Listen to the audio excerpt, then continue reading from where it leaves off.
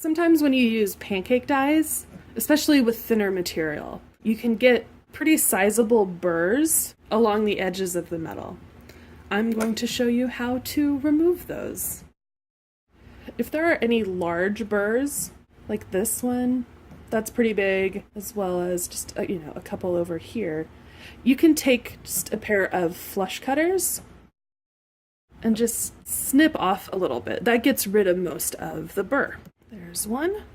Get rid of that.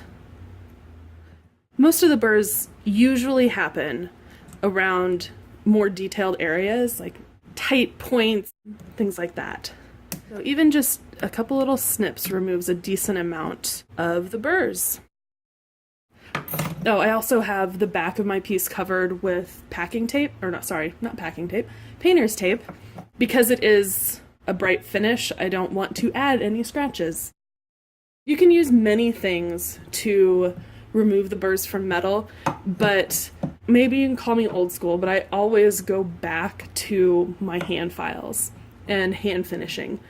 This is how I learned, and for me it's still the easiest and most efficient. What you want to do is take a hand file. This is a number 1 half round or ring file. But you want to match the shape of the file to the shape that you're filing. For these inset curves here, I don't know, you can see there's a little burr. My thumb is catching on it. We're going to remove that.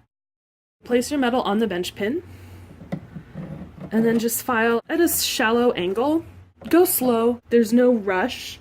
In fact, the slower you go, the less likely you are to make mistakes. I'm just going around these curved areas.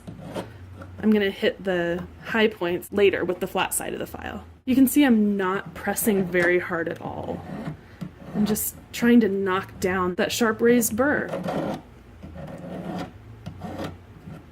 And I'm testing it with my thumb as I go, just to make sure that the burr is in fact gone. And I keep moving back and forth because it's easier to remove the burrs as you file in toward the piece. So I'll work from this side, before I was working over here, just to put myself in the best position that I can for filing. So now I'm going to go in with the flat side of my file. I'm not pressing hard because I don't want to gouge the metal. So I've removed the burrs, and now I'm going to go back in with a small fine file. So I'm going to be using a number 8 cut half round escapement file. What you'll do is essentially repeat this process. You want to use this fine file to remove any of the marks left by the larger file. Sometimes these little points can be a little bit hard to get into. You can see that reflection right there. That's a little bit of a burr that needs to be removed. So I'm just going to carefully go in this fine file until I can remove that.